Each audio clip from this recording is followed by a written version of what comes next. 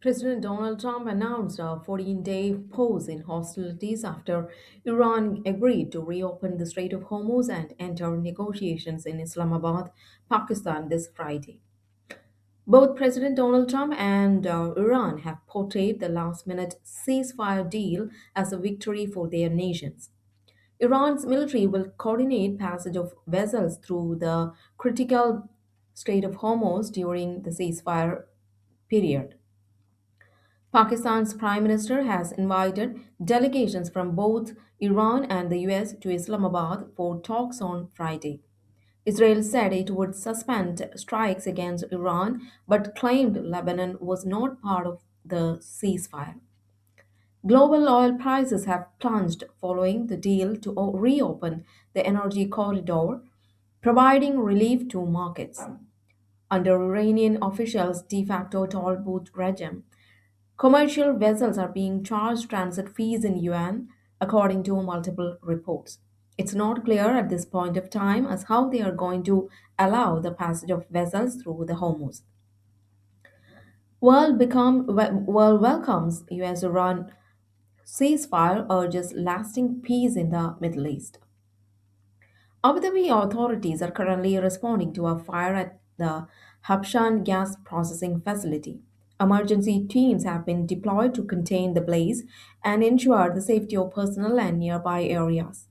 The Ministry of Defense confirmed that the sounds heard across the country are linked to the ongoing defensive operations. Residents have received a mobile alert assuring that the situation is currently safe, following earlier warnings about potential missile threats. Authorities in Sharjah are responding to an incident involving a ballistic missile launched from Iran that struck an administrative building belonging to Thuraya Telecommunications Company in the central region on Tuesday. According to Sharjah Government Media Bureau, the incident resulted in two Pakistani nationals sustaining moderate injuries.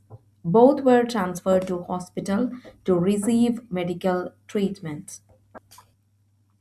The US Justice Department announced it successfully disrupted a Russian military run DNS hijacking network.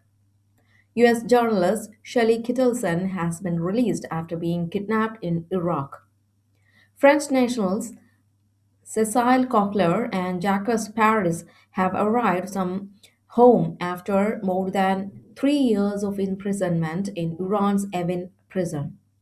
In Zimbabwe, proposed plans to scrap presidential elections have sparked significant domestic unrest. The BSE Sensex skyrocketed by over 2,600 points and the Nifty 50 crossed the 23,800 mark today. The rally is driven by the US Iran ceasefire announcement and a significant drop in global crude oil prices. The Reserve Bank of India kept the repo rate unchanged at 5.25% today. Governor Sanjay Malhotra cited the need to wait and watch the economic impact of the Middle East conflict despite the temporary truce.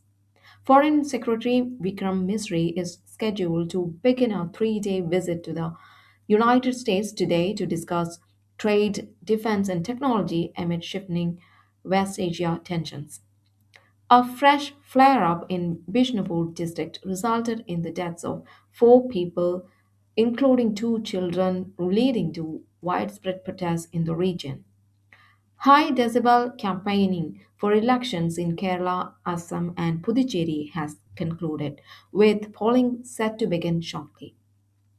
Security at the Delhi Assembly is being completely revamped following a recent breach where an intruder entered the premises searching for a missing relative. Billionaire Gautam Adani has moved to discuss a fraud lawsuit filed by the US SEC, arguing that the court lacks jurisdiction over the matter. In today's match, Delhi Capitals face Gujarat Titans. Fans are monitoring the Delhi weather closely as rain has affected recent matches, including Rajasthan Royals' victory over Mumbai Indians yesterday.